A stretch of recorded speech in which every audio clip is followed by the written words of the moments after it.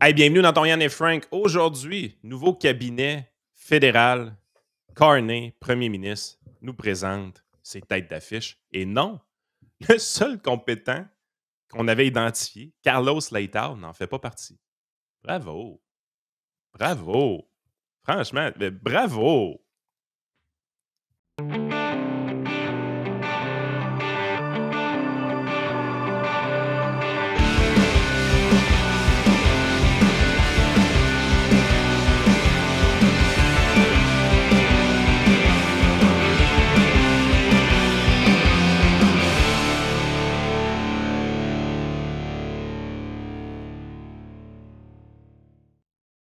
Hey, écoute, hier, je suivais ça un peu du coin de l'œil parce que, bon, c'est pas ça qui a attiré l'attention tant que ça au Québec, mais dans le Canada anglais, c'est réellement le sujet numéro un, le cabinet de Carney.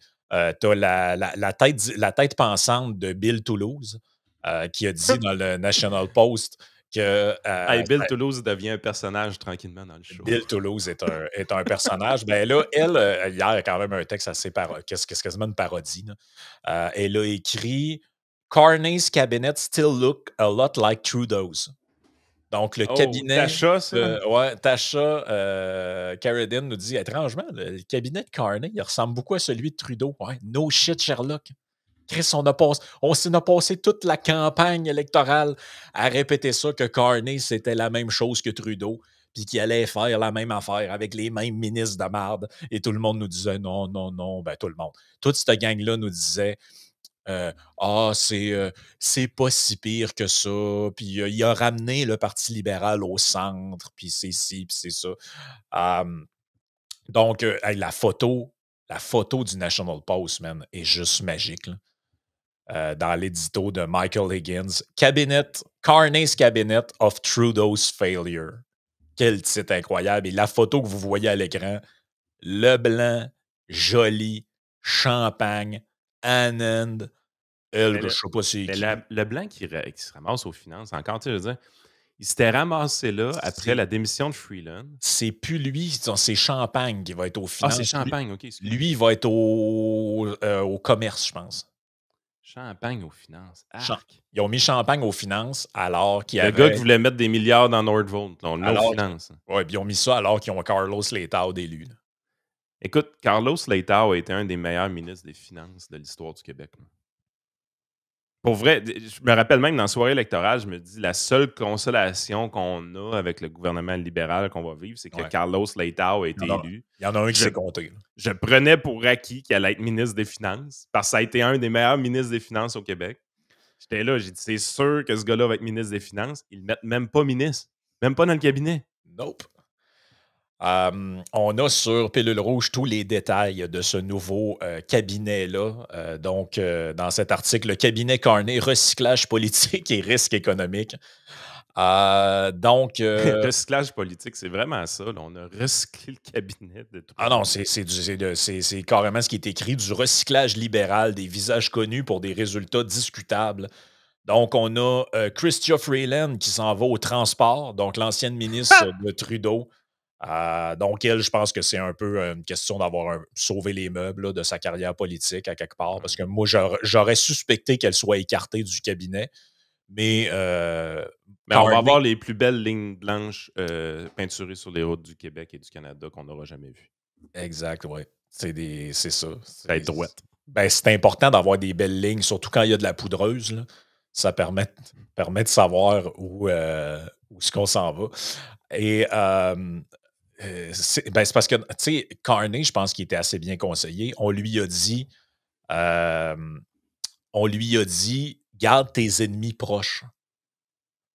Et c'est une très bonne stratégie à avoir parce que ça, c'est madame qui fomentait des complots dans le dos de Justin Trudeau, là, entre guillemets, là, avec la démission. Puis elle se voyait, elle, déjà calife à la place du calife. Rappelez-vous, elle s'est présentée. Ou c'est elle qui a fait la job pour Carney. Ou c'est elle qui a fait la job pour Carney. Mais vu le poste de marde qu'elle hérite, parce que transport, c'est un ministre de marde. Ouais, tu vas te casser les dents là-bas, au provincial comme au fédéral. Mais, en n'ayant pas eu de démotion complète, puis en étant quand même dans le cabinet, elle conserve son edge pour plus tard. être dans le Non, c'est mouvement. vrai. Il n'a pas été fin envers Christian. Ah non, Chris, quel ministre de merde. Il aurait pu donner, genre, je sais pas, là, la condition féminine. Le transport, c'est vraiment. Parce que là, elle va hériter de trucs comme, genre, le pont de. Tu sais, les dossiers de merde, le pont de Québec, puis les infrastructures. Puis elle n'aura pas une scène fédérales. pour les faire. Elle n'aura pas une crise de scène pour les faire. C'est un ministère pour se faire haïr. Red Champagne, lui, est nommé aux finances. Donc, aux commandes de l'industrie, alors que le Canada traîne toujours de la patte au niveau du G7. Stephen Guilbeault, donc notre préféré, devient ministre de l'identité canadienne et des langues officielles. Donc, le gars qui grimpait dans le tour du CN, militant écologiste, anti-voiture, anti-route, lui devient ministre de l'identité canadienne. Donc, c'est lui le visage, finalement, du Canada. Pourquoi on a ce ministère-là au Canada?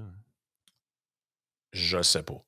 Ben, de toute façon, il n'y a pas personne qui est capable de nous dire c'est quoi l'identité canadienne. Visiblement, c'est Stephen Guilbeault. Elle bows up. Ouais, c'est ça. Elbows up, les deux coudes dans l'uzerne. Gary Anandasangare, lui, je ne le connaissais pas. Lui, il va être à la sécurité publique, donc l'ancien poste de Mendicino. Et là, il était un bon, ça, Mendicino. Hein? Il était honnête. Il était honnête, il était humble. Donc, le cabinet compte 28 ministres répartis entre 14 femmes et 14 hommes. La parité. Yeah! Donc, le premier ministre, lui, ça fait 15 hommes, 14 femmes. Et ça, il y a un truc intéressant là-dedans. Donc, officiellement, parce que ça, hier, la spin, c'était c'est un gouvernement responsable, il y a juste 28 ministres. Il y a déjà eu beaucoup plus de ministres que ça. Mais il y a une crosse là-dedans. Carney a rétabli la fonction de secrétaire d'État qui avait été abolie par Trudeau. C'est comme des ministres délégués, genre. C'est des genres de ministres délégués. Il y en a 10. OK. Fait que finalement, ils sont 35. Ils sont 38. Ils sont 38. Ouais. OK. Mais ils ont écrit tout le monde dans les médias. Il y a juste 28 ministres. C'est un effort de. Oui, on est en train de réduire la taille de l'État. Ouais. Oui, c'est sûr. Oui, c'est ça. J'y crois. La dame là, qui a scrappé son nom en la présentant. Là, on est tout le temps. Mais on est-tu dans le symbolisme pareil pour que les médias du Québec écrivent qu'il y a une tentative de restreindre la grosseur de l'État où on fait attention au budget avec ça? Non, c'est n'importe quoi, man. Je pense que les gens ont compris que les médias sont rendus qu'ils sont juste dans la propagande. Là, je veux dire. Fait qu'il y a 39 personnes totales qui ont un poste très bien rémunéré présentement. Exact. Ensuite, on a la dame dont il a scrappé le nom quand il l'a présenté en l'appelant Madame Pronovo. Donc, celle qu'on connaît tous là, à cause de l'histoire de Polytechnique, nommée secrétaire d'État à la nature. Whatever the fuck that means. Là. Hein? Elle est secrétaire à la nature. Hein? C'est ça? Je sais pas si. Je sais pas trop c'est quoi le rapport, mais donc, dans ça. On est rendu avec un ministère de la nature, là? Secrétaire d'État à la nature.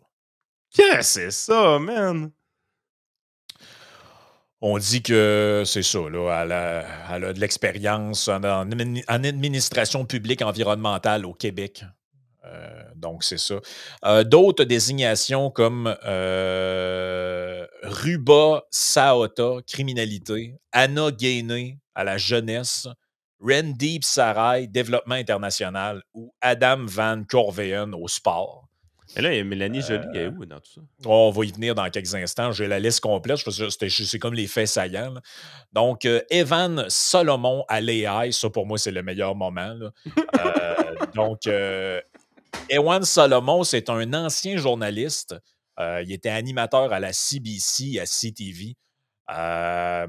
Lui, il n'a pas de formation en informatique ni expérience concrète en innovation, mais il est nommé comme... un journaliste, c'est un élite. Il est nommé à l'AI. Donc, c'est quand même assez spectaculaire. OK, fait que ça, c'est quelqu'un qui maîtrise bien les réseaux sociaux, qui est super intelligent, qui... Tu sais, je veux dire, c'est quelqu'un qui réellement, l'informatique n'a aucun secret pour lui. Exact. Et donc, lui, ça, c'est le gars qu'on s'était amusé un peu avec lui parce que regardez ce qu'il retweetait sur son compte perso. Donc, pendant la campagne, il a repartagé un compte qui s'appelle Mark Carney Zigo. Il disait « Let's get work ». où on voit l'image du bus libéral avec un collant écrit World Economic Forum dessus et Retard Boss en gros en arrière. Le gars partage des fausses photos sans s'en rendre compte. Ah, puis il n'y avait pas juste ça, hein, il avait aussi mis des photos de lui dans la campagne où il est devant un mur plein de pisses. Dans le coin de Toronto, je pense. Tu voyais à terre, là, c'était une vraie dompe. Puis je pense que c'était Brian Breguet qui l'avait retweeté en disant imagine être candidat puis penser que c'est winner de te prendre en photo en avant d'un rond de pisse. Il dit normalement, t'as personne qui aura autorisé ce genre de photo-là en disant franchement, trouvez-vous une place mieux que ça. Mais celle-là est quand même. Donc, c'est un gars, journaliste, aucune expérience en informatique ni dans le milieu de l'innovation et sûrement pas en termes de réseaux Mais sociaux. qu'est-ce que tu veux qu'on fasse avec un ministre de l'intelligence artificielle? Ben, c'est le Eric. Ce gars-là, c'est le Eric Kerr de Carney. Là. Non, mais je veux dire, on a créé un ministère pour mettre un nom là, dessus, là, mais je veux dire, pourquoi ça prend un ministre pour l'intelligence artificielle au juste? Là? Ben, moi, je trouve que ça pue la réglementation à venir, cette affaire-là. Carlos Letao, donc de celui dont on parlait, parmi les absents notables du cabinet Carney, le cas de Carlos Letao continue de faire sourciller l'ex-ministre des Finances du Québec, fraîchement élu sous la bannière libérale fédérale, n'a pas obtenu de portefeuille malgré un profil économique largement reconnu tant au provincial qu'au privé. Hey, moi, Hein, c'était ma seule lueur d'espoir un peu avec les libéraux au pouvoir, c'était lui. Là. Donc, voici la citation de Carney lorsqu'on lui pose la question, parce qu'on lui a demandé pourquoi M. Létard n'est pas là. M. Létard, je connais bien. Il est capable, beaucoup d'expérience. Je suis très content. Il est une députée libérale. C'est difficile de créer une cabinet ciblé, une cabinet assez petit, de gouverner dans une manière efficace et rapide. Alors, il faut faire des choix. J'ai fait des choix. J'adore que Max ait gardé la citation intégrale. Donc, c'est vraiment. Hey, quand tu lis ça, là, c'est encore plus débile que quand tu l'entends. Ouais, c'est ça, c'est encore mieux. Bon, évidemment, une explication qui ne tient pas en route pantoute. Là, je veux dire, c'est là que tu vois que la politique, c'est du renvoi d'ascenseur, c'est tu grattes-moi le dos, je te gratte le tien. Imagine, ils sont allés convaincre ce gars-là de revenir en politique alors qu'il avait quitté la vie politique. C'est clair qu'il avait fait miroiter qu'il allait être ministre des Finances. Le gars s'en va député d'arrière-ban. Le gars s'en va député d'arrière-ban. Donc, voici la liste complète. On l'a ici. Évidemment, Mark Carney, premier ministre. Dominique Leblanc, président du Conseil privé du roi pour le Canada et ministre responsable du commerce. Donc, les affaires inter-États, le commerce international. Il est, dans le fond, il a le même poste que Howard Lutnick, puis Scott Bessent. Là, un mélange de ça. Là. Bon, ben s'entendre. Anita Anand, qui était, je pense, elle, aux Forces armées, s'en va ministre des Affaires étrangères à la place de Mélanie. François-Philippe Champagne, ministre des Finances et du Revenu national. Mélanie Joly, qui s'en va ministre de l'Industrie et ministre responsable du développement économique pour les régions du Québec. Un peu, là. Mélanie Joly. Ah, puis c'est pas des Au jokes. développement économique. C'est pas des jokes. Dans son point de presse hier, il y a un journaliste qui a demandé à Carney s'il considérait que c'était, tu sais, dans le fond, c'est comme une destitution à quelque part. Elle avait un poste prestigieux. Elle avait un poste prestigieux international où elle va se promener avec Zelensky dans le bureau ovale, tout ça. Puis on lui dit, tu vas t'occuper du développement économique au Québec. Et Carney, je ne vous niaise pas, a répondu qu'il voulait profiter des connaissances économiques de Mélanie Joly. Non, t'as peu. T'as peu. Frank. Attends un peu. Non, là, tu l'inventes, là. Je veux voir si je n'ai pas l'extrait. Je sais plus ça si je l'avais, là. Oh, man. Parce que Mélanie Joly, là, elle a déjà fait un manifeste avec PSPP à l'époque, là. Oui. Dans le temps, là, que c'était des jeunes là, qui voulaient révolutionner le monde. Puis pas grand connaissance économique dans ce document-là. Là. C'était très green. Green. Mais, c'est quoi je remarque du cabinet de Carney? Ce qui me saute aux yeux dans tout ça? Un leader fort en politique générale, ce qu'il va faire, c'est qu'il va être capable de s'entourer de ministres forts autour de lui. Sauf que s'il est faible, il va toujours privilégier la loyauté au détriment des compétences. Là, je veux dire, c'est flagrant. Là. Le gars le plus compétent qui était disponible, Carlos Leitão, le gars qui a été éprouvé comme ministre des Finances dans une province qui a de la misère avec ses finances généralement et qui a une feuille de route tout simplement exemplaire au niveau budgétaire québécois, là, a été écarté du Conseil des ministres. Ça veut dire qu'un gars comme Carney se sent menacé par un gars comme Leitão. Ouais, puis ça veut aussi dire que le commitment, entre guillemets, au resserrement des finances publiques, c'était de la merde. Il n'y a aucun commitment. Si tu veux un commitment, tu donnes le poste au gars qui l'a fait.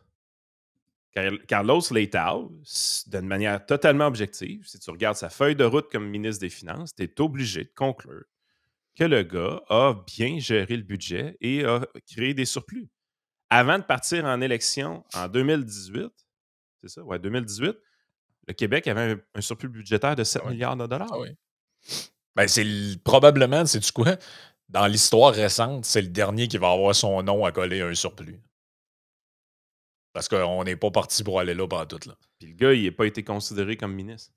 Non. Freeland, on en a parlé, ministre des Transports. Gary, pas tant de choses, ministre de la Sécurité publique. Sean Fraser, ministre de la Justice. Stephen Guilbeault, ministre de l'Identité, de la Culture canadienne et ministre responsable des langues officielles. Hey, Shaukat Ali, président du Conseil du Trésor. on s'entend-tu que ça gère pas grand-chose, le gouvernement fédéral, là, pour vrai? Là? Comment ça qu'on se ramasse avec 38 postes comme ça? Non, c'est n'importe quoi. La moitié des affaires là-dedans, ça gère absolument rien. Rebecca Alti, ministre des Relations couronnes autochtones. Rebecca Chartrand, ministre des Affaires du Nord et de l'Arctique. Bon, une autre patente aussi. Julie Dabruzin, ministre de l'Environnement et des Changements climatiques. Mandy Goulmasti, ministre des Services aux Autochtones. Fait que je vois pas pourquoi il y a deux ministres. T'sais. Pourquoi c'est pas la même affaire, ça? Ministre des Relations couronnes autochtones puis ministre des Services aux Autochtones. Pourquoi c'est pas le même poste, ça, vierge? Parce qu'il y avait 2 Autochtones à mettre dans le ministre. Comme ministre, c'est ça? Ça ressemble à ça, là. Peter Adjou, ministre de l'Emploi, ministre de l'Énergie pour Tim Hodgson. Joel Lightbound qui fait son entrée au... Oh, hey, ça, c'est intéressant, ça. Joel Lightbound là, avait fait un méchant coup de couteau à Justin Trudeau. On s'en rappelle? La première tentative de faire tomber Justin Trudeau, c'est Joel Lightbound qui l'a fait. Oui. Donc, ce gars-là n'est pas considéré comme quelqu'un de loyal envers le Parti libéral du Canada. Là. Non. Il vient de graduer ministre. Qu'est-ce que ça te dit, toi, Frank? Le coup de couteau de l'époque de Joel Lightbound, il y a des gens qui y ont tapé dans le dos pour lui dire « Go, mon homme, essaye-le, c'est le temps. » Parce que normalement, tu récompenses pas quelqu'un qui a chié dans le bécu. Là. Des gens qui ont donné une tape dans le dos, ça se peut-tu que Carney en était? Ça se pourrait. On va y revenir à lui dans pas trop long. Ah non, mais là, je pense qu'on vient de comprendre une petite affaire. Là. Ça fait-tu longtemps que Mark Carney prépare son coup? Ça fait très longtemps. Parce que je m'excuse, là. Si peu importe qui est à la tête du gouvernement libéral, là, le manque de loyauté de Joel Lightbound à l'époque, que j'avais salué, by the way, j'avais trouvé très courageux ce qu'il avait fait, mais ce manque de loyauté-là ne pourra jamais être récompensé. Lui, il était voué à être député d'arrière-ban pour le reste de ses jours. La seule chance qu'il avait d'obtenir un poste de ministre, c'est qu'une personne qui a commandité ce coup d'épée-là, si on veut, se ramasse au poste de premier ministre. Exactement. Et là... Hey, on est-tu les seuls qui voient ça aller? Ou Emmanuel Latraverse, elle a tout vu ça aller. Elle nous a expliqué ça dans ses analyses politiques, c'est sûr, à TVA. Oui, tout le monde a vu ça aller. Je continue rapidement, il en reste quelques-uns. Held McDonald, ministre de l'Agriculture, Stephen McKinnon, leader du gouvernement à la Chambre des communes, David McQuenty, ministre de la Défense. Bon, ça, c'est des noms qu'on n'a jamais vraiment entendus. Marjorie Mitchell, ministre de la Santé. On ne sait pas pourquoi il y a un ministre de la Santé au fédéral, mais c'est pas grave. Et Eleanor Olszewski, ministre des gestions des urgences et de la résilience des communes. Bref, ministre de la cochonnerie. Plus le nom est long, plus c'est un ministère de bullshit. Bullshit job, ça, là. Il faut le lire comme il faut. Attends un peu. Ministre de la gestion des urgences et de la résilience des communautés et ministre responsable du développement économique Canada pour les prairies. Quel bullshit job, ça? Non, c'est n'importe quoi. Là. Gregor Robertson, ministre du Logement, ça, c'est lui qui va bâtir Maison Canada. Mas Windu, ministre du Commerce international. Ewan Solomon, ministre, ça, c'est lui qu'on a parlé tantôt. Ministre du Commerce international. C'était pas Dominique Leblanc qui avait ça sous sa responsabilité? C'est un autre qui y ressemble. Là. Lui, c'est ministre du Commerce. Je pense que c'est spécifique avec les États-Unis. En tout cas. Hey, mais on comprend-tu qu'on dédouble des ministères, présentement? Oui, mais carrément. Jane Thompson, ministère des Pêches. Et le dernier, rappelez-vous qu'on nous avait dit que Carney, un de ses premiers moves, c'était de supprimer. Tu te rappelles-tu qu'il y a du monde qui nous ont dit ça? Il avait supprimé le ministère des Femmes. Je pense que Ruba Gazal a félicité Carney hier. C'est ça.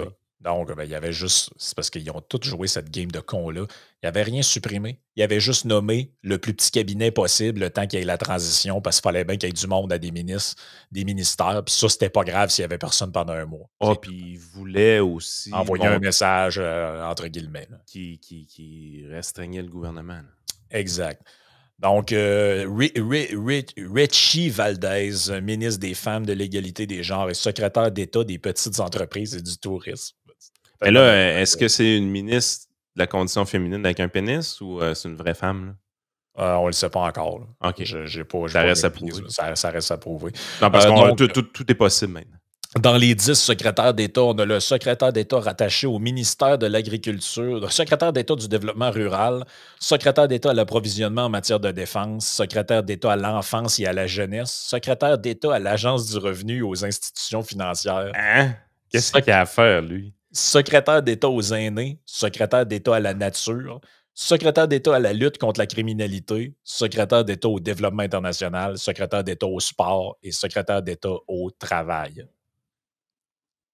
C'est du gros n'importe quoi. Joey nous confirme que la ministre des Femmes n'a pas de pénis. Merci, Joey. OK, parfait. Moi, je suis prêt à tout avec les libéraux fédéraux. T'es prêt à tout. Fait que c'est ça, c'était votre nouveau cabinet, essentiellement constitué d'anciens trudeauistes convaincus qui maintenant vont se recycler dans un parti libéral centré et commis à un redressement radical des finances publiques et un recentrage. C'est quasiment un conservateur, Mark Carney, comme nous a dit dans les médias. Qu'est-ce qu'on fait avec 39 personnes pour le gouvernement fédéral qui gère à peu près rien? Ah, ben là, ça, c'est une bonne question. Wow! Ça, c'est une très bonne question. Mais c'est tout le temps ça, hein? Tu veux faire plaisir au plus de monde possible, quitte à dédoubler des ministères. Mais tu sais, mettons, t'arrives, Mark est là, il dit « Hey, félicitations, tu vas être ministre du commerce international. » Ah, ouais, cool! Mais t'as peu. C'est parce que j'ai entendu tantôt que Dominique Leblanc, il y avait un ministère qui est lié au commerce. Ah, mais toi, c'est différent. Ouais, mais qu'est-ce que je vais faire de différent de lui? C'est combien de fonctionnaires? Non, toi, t'as pas de fonctionnaire en dessous de toi. OK, je suis ministre, mais j'ai pas de ministère. Ben, écoute, tu vas avoir le gros chèque, ferme donc ta gueule puis prends-les, man. Ah, OK, c'est bon. Fait que j'ai pas personne à gérer. Prends-toi une passe de golf. Pas de trouble, buddy. Non, c'est ça. Patrice Roy, Patrice, très bien, recevait hier Joel Lightbound pour lui parler de... Ça, t'avais prévu ça. Pour lui parler de son nouveau poste. Et là, d'après toi, quelqu'un qui a été nommé à un ministère qui a comme mandat d'améliorer l'efficacité du gouvernement et de revoir certains processus, tout ça, parce que c'est ça son poste. D'après toi, à quoi ça a fait penser? Qu'est-ce que ça a allumé dans la tête de... Les coupes chez Radio-Canada. L'austérité. Non, mais qui, mettons, a eu quelque chose à l'international qui est pas fin, qui a eu un poste qui ressemble un peu à ça dans une administration? Là? Elon Musk. Ah, voilà. Joel Lightbound, ministre de la Transformation du gouvernement des Travaux publics. Êtes-vous le Elon Musk, M. Carney?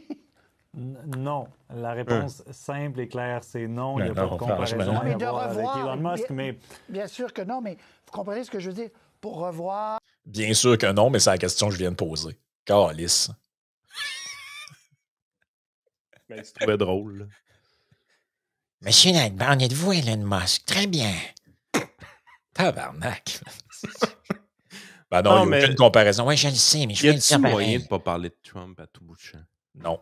Je pense que la réponse, c'est non. Écoute, c'est... Puis, tu sais, juste pour que les gens me comprennent bien, là, Joël Lightbound, dans ma tête, est tout à fait ministrable. Là.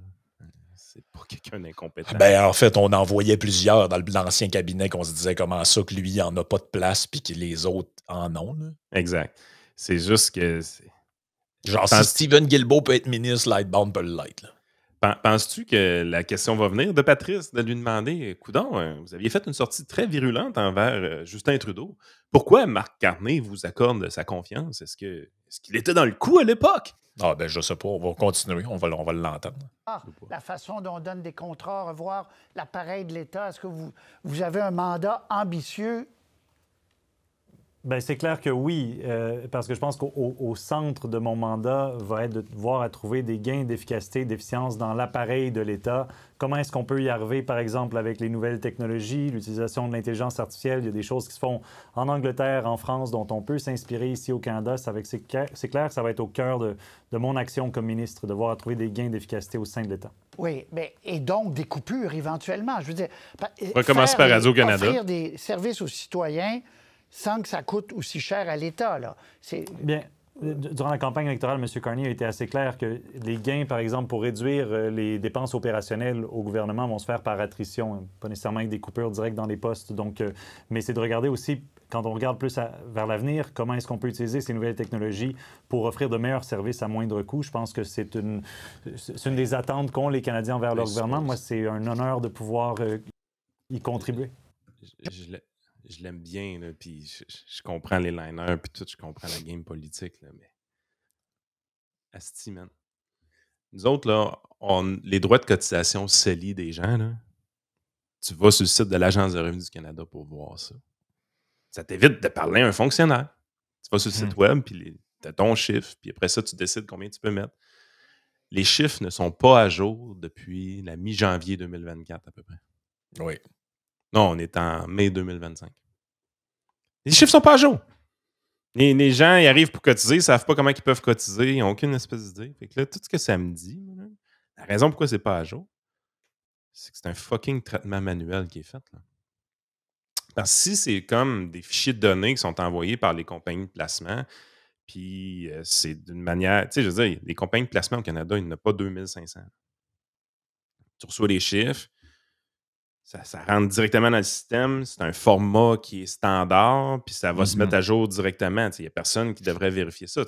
Moi, dans ma tête, en 2025, est-ce qu'une institution financière peut fournir le data directement au gouvernement fédéral et que ça se ramasse dans le système de manière automatique? La réponse devrait être oui. Parce que dans le système de l'institution financière, tu as un numéro d'assurance sociale de la personne, tu as la quantité d'argent qu'elle a cotisé, qu'elle a retiré. Je veux dire, c'est facilement un 7-8 champs de données à peu près. Ça peut se faire dans un fichier Excel, mais ça peut se faire dans toutes sortes de formats. Mais je sais qu'en 2025, c'est vraiment, vraiment possible d'avoir automatisé le système entre les institutions financières et le gouvernement fédéral. Sauf que là, on a un retard de production depuis janvier 2024. Ça veut dire que la production était faite de manière manuelle. Il y a une pile de documents quelque part, puis les gens punchent les chiffres à la main. C'est ça que ça veut dire.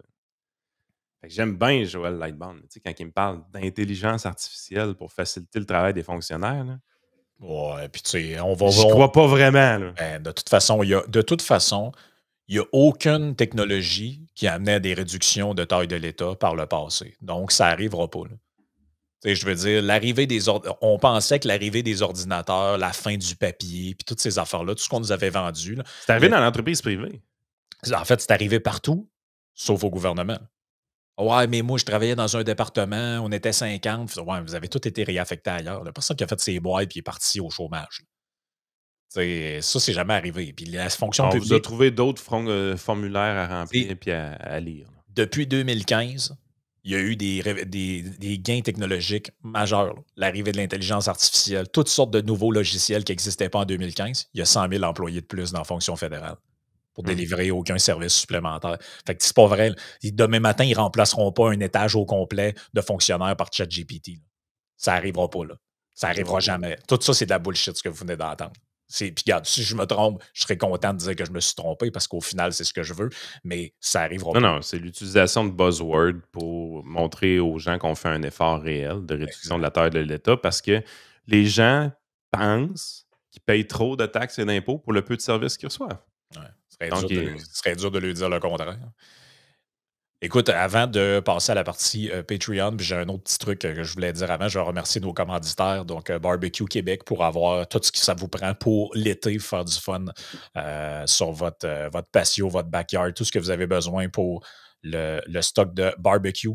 TLF Dessin pour tous vos besoins en matière de dessin industriel, de plan 3D. Ils vont sur les chantiers avec leurs nouvelles machines. C'est un service incroyable. Donc, allez voir TLF Dessin. Ready for Canada pour les besoins en matière d'immigration. L'équipe de Steven va s'occuper de vous autres, soit pour un particulier ou une entreprise qui a des employés qui sont dans qui sont dans ce cas de figure-là. Le gouvernement a beaucoup changé la réglementation dans la dernière année, un peu en cachette. C'est pas tant public que ça, mais c'est important de vérifier ses papiers. Et rangebrand.ca, utilisez votre code promo Yann10 pour avoir vos vêtements.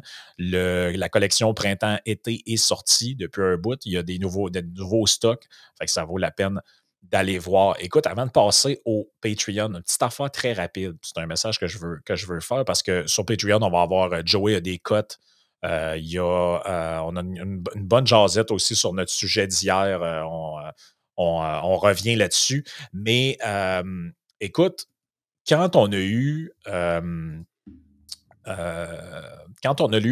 Alexandra Hull du collectif féministe qui est non subventionné, du réseau féministe québécois qui est venu avec nous autres. Il y a une totale liberté de parole. Une totale liberté de parole. Maintenant, elle a parlé de quelque chose qui est fait, qu'on ne voudrait pas qu'il soit fait, puis que ça a rapport avec le droit des femmes. Et il y a des gens, par chez nous, on appelait ça des grands talents, qui sont venus commenter en dessous sur YouTube, disant qu'elle fait de la désinformation, que c'est tout ça, comme disait Luc Boileau, ça, c'est tout pas vrai. On voit là derrière vos affaires, allez-vous la fact-checker, telle affaire. Chris, 5 jours plus tard, voici un article qu'on avait dans Radio-Canada. Un homme plaide coupable d'avoir forcé sa conjointe à subir un avortement clandestin. Je rappelle qu'elle nous a parlé de ça, que dans certains groupes, dans certains milieux, il y avait des hommes qui forçaient leur conjointe à se faire avorter. Et ça, regarde, le truc, c'est une histoire d'horreur. Un homme de 36 ans qui a plaidé coupable au palais de justice de Montréal d'avoir forcé son ex-conjointe à subir un avortement. Il avait demandé l'aide d'un ami, faux médecin, qui a pratiqué avec le geste avec une brochette de bois. Tabarslack! Hein? Au Canada, là? Selon les accusations, les 2 hommes d'anciens préposés aux bénéficiaires ont comploté afin d'interrompre la grossesse de la conjointe de Mouambo, une demandeuse d'asile alors âgée de 24 ans. Bon, on ne connaît pas l'identité de la victime à cause d'un interdit. C'est pas important, là. Mais qu'est-ce que c'est ça, man? Ça revient au point qu'on disait. Là. Le projet qui avait été fait là, par les conservateurs, là, c'était pour qu'on puisse accuser ce gars-là de meurtre. Parce que c'est ce qu'il a fait. C'est pas un avortement, ce qu'il a fait. Là. C'est de la barbarie. Là. Mais il y a des gens qui prétendent que vouloir punir ces gens-là, c'est vouloir attaquer le droit des femmes ou je sais pas trop. La fille s'est faite mutiler et son bébé est mort à cause de ces crottés-là. Mais regarde, là. Radio-Canada, là. Tu vois, là, je viens de dire que c'est de la barbarie. Regarde le titre, ils l'ont dans le sous-titre. Barbarie. Les 2 parties ont suggéré une peine de 8 ans de prison, mais la juge n'a pas statué sur la peine. Ce genre d'infraction nécessite que les tribunaux ne se contentent pas de suivre les recommandations, mais y réfléchissent. Et là, tu vois, je ne sais même pas de quoi. On parle de gestes barbares puis de crimes graves, mais évidemment, même son avocat reconnaît la barbarie des gestes. Ouais. Mais on peut-tu s'entendre que c'est un meurtre? Parce que si c'est un meurtre, c'est 25 ans ferme. Ben, quelque chose du genre. Parce que c'est pas mal prémédité, là, c'est du premier degré. Là. Ouais. Mais comme au Canada, fœtus, ça vaut rien, ben, c'est pas grave.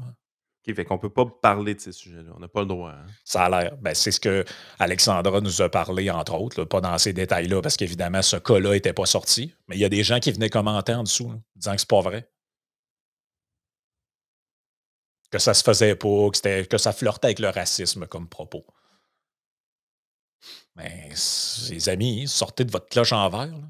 Ça existe, ce genre d'affaires-là. C'est. Wow.